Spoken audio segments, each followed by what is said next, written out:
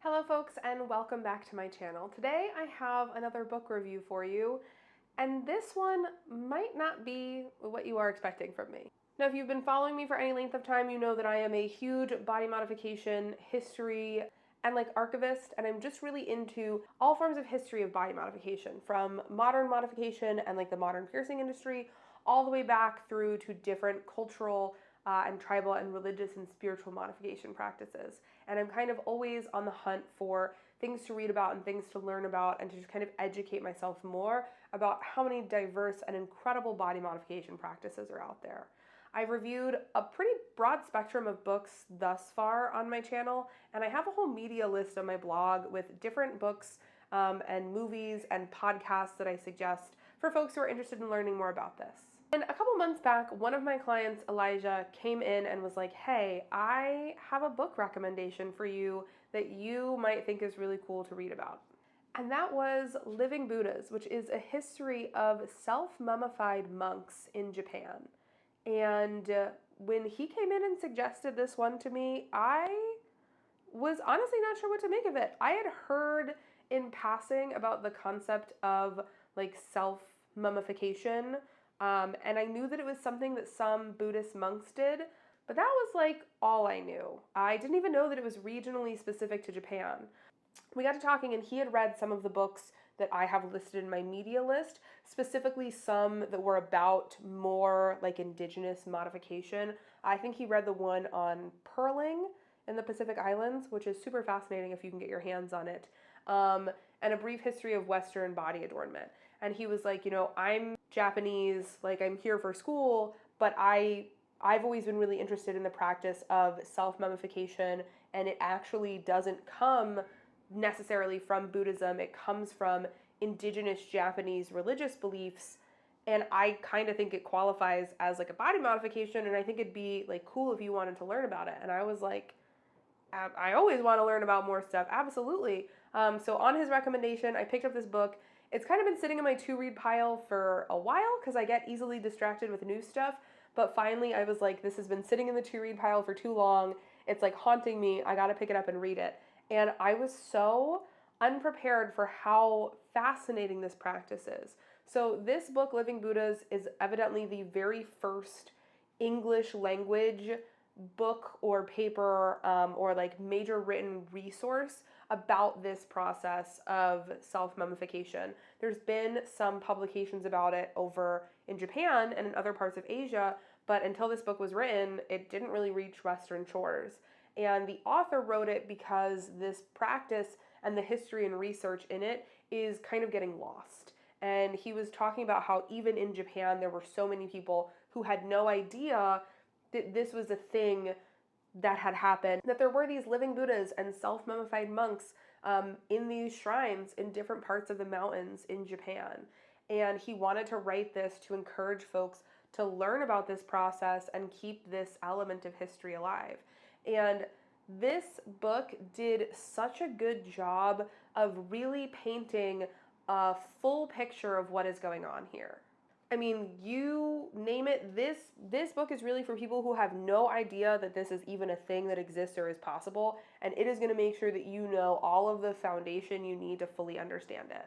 It starts off by introducing you to the concepts of self-mummification, and even delves into a little bit of how little we understand of how mummification occurs and different classifications of mummies, and then begins to talk about the different folks throughout Japanese history who practice self-mummification. Now, self-mummification is a process where a monk would go and train in different ascetic practices, typically up in mountains that were considered culturally sacred, or what loosely translates to the Swamp of Wizards, which, if you ask me, is just the coolest name imaginable. And they did all sorts of things there, like meditate in frozen rivers and underneath cold waterfalls, and do very, very prolonged fasts, chant different mantras, practice mudras, do meditation, all sorts of different forms of ascetic practice and religious worship. And when monks felt ready to begin the process of self-mummification, they would abstain from the 5 cereals. So they would not eat rice, grains, millet, barley, anything like that. They subsisted on diets primarily of fruit and vegetables. substituted with things like pine needles and roots, and they would eat this diet for years. Many monks who planned to self-mummify ate like this for over a decade. So slowly over time, they became very, very thin, largely dehydrated, and theories state that the preservative qualities in things like pine needles and some of the roots and nuts that they ate contributed to preserving their bodies after death. But when they were ready to begin the process, they would pick typically a sacred site. A hole would be dug for them, and they would be put either in the ground or in a small wooden box in a seated upright meditation position with a small bamboo breathing tube and typically a string attached to a bell on the surface. And there they would be buried alive. And they would sit and meditate and ring this bell daily so that people knew they were still alive until they passed away down in this underground chamber. Once they did, sources vary depending on which region it was in. The body was either exhumed and checked for signs of decay or left to sit for 3 years. And if they were dug up after 3 years and their body had mummified and was preserved, they were considered incorruptible and they had basically become a living state. These bodies in Japanese culture are not viewed as bodies of the dead. They're viewed as monks who exist in a plane between life and death, who are meditating, and their bodies are waiting here on earth while their souls are receiving education and training from the cosmic Buddha, and they will return to these bodies eventually to help other people reach enlightenment and reach the status of Buddhahood. And it's a fascinating practice because in Buddhism, the body is kind of meaningless. It is a source of suffering, and a lot of Buddhism is about detaching yourself from your worldly body. So to see these monks very much kind of attach themselves to their worldly body in a way of trying to preserve this body to allow them to be able to come back and help in the future with saving people's souls is a very different viewpoint. And this book goes to further examine how this practice was really influenced by Shinto practices and indigenous practices within Japan. So Buddhism was brought over from China and kind of amalgamated with the indigenous Japanese practices in Shintoism and became its own very unique subset of Buddhism that contained a lot of those indigenous beliefs and practices.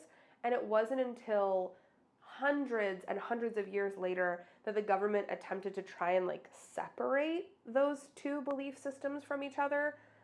Not super successfully, because a lot of temples and religious sites and places of worship had really been melded into one from both of those religious beliefs. And the book does a really good job of examining the political landscape throughout the history of Japan and how that affected this process of self-mummification, draws distinct ties between famine and natural disaster and the results of war and times when these monks would choose to self-mummify because they believed that in doing this sacrifice they would create prosperity or heal or help the people in their region or the people in their villages. He further goes on to really insightfully look at different ascetic practices, both that are indigenous to Japan and practices that are common in Buddhism, and how different ways of being present in your body, be that fasting or meditating in dark caves or burning yourselves, all the way up to self-immolation, and then of course self-mummification, are all different religious rites and religious practices. And when I was reading about all of these, I was struck by what a parallel that drew with a lot of practices of body suspension in different cultures. They're very similar to each other in terms of spiritually, mentally, and emotionally, what people are hoping to achieve out of these different rituals and rites, and the way we use our physical bodies to achieve altered mental states and higher states of consciousness. And I'll be honest, I wasn't really sure what to expect from this book. It wasn't anything that I had researched or known anything about until it was recommended to me by my client, and I found myself unable to put it down. It's very well written for being such an academic text. At no point did the book feel slow or plodding, and the language was very accessible. The author also traveled all over Japan himself personally researching for this, and the book is punctuated with a lot of really good photographic examples of different places of worship, different mummies, and different historical elements that really make the text and what he's trying to say just feel so much more tangible as you're reading it. This was a practice that I knew so little about before I picked up this book, and after having read it and learned more about it, I am so unbelievably impressed and moved by the dedication that these men had to doing what they felt like would be the best thing for their community, for their villages, for their people, and just the level of self-sacrifice and work it took to be able to do the things that they did in their bodies is incredible. It was also very fascinating to learn so much more about Japanese indigenous culture and how that melded with Buddhism and turned into what it is today. I really, really enjoyed reading this, and I felt like I probably never would have even known about it without this suggestion. So, what a fantastic suggestion. I am going to add it to my body modification media list, I think, but I would love to hear from folks on this video if they think it fits on that list. When I spoke with my client about it, he is Japanese, and he was like, oh yes, I would consider all of these aesthetic practices like forms of body modification, especially in like indigenous Japanese beliefs. I don't want to misconstrue anything by putting this in a media list that also has stuff about like modern body piercing practices and things like this. I basically want to make sure I'm not being disrespectful by including this in my list. So tentatively, I think right now I'm going to add it to the list and then see what other feedback people have, if they feel like this belongs grouped in with some of the other media I have, or if it's kind of its own thing. But I really, really enjoyed this book, and I would really encourage more folks in this industry to branch out what they define body modification is. And also, if there are cultures saying, hey, we are losing some of these old and sacred indigenous elements of our culture because not enough people know about them or are educated about them, we want you to learn about these practices. We want you to talk about these practices and keep them alive in that way. I think a really great thing we can do is honor that and do that. So I'm so excited to be talking with y'all today about this book and about the history of living Buddhas and self-mummified monks in Japan. And if you want to learn more about this, I'm going to link where you can purchase this book in my media list and in the comments section down below. And it's beyond fascinating. Definitely check it out. All right, folks, thanks so much for hanging out and chatting, and I'm sure we'll talk again soon. Bye.